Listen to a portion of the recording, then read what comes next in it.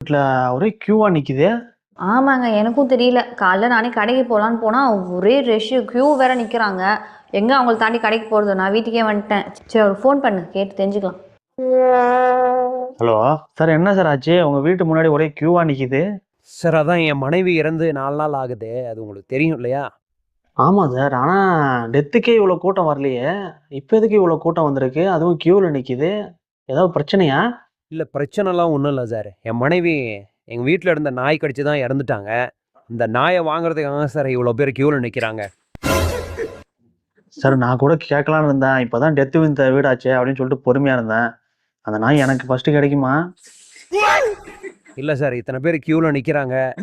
Order படி தான் sir கொடுக்க முடியும். உங்களுக்கு வேணும்னா நீங்கள் க்யூவில் வந்து நில்லுங்க சார். சரிங்க சார்.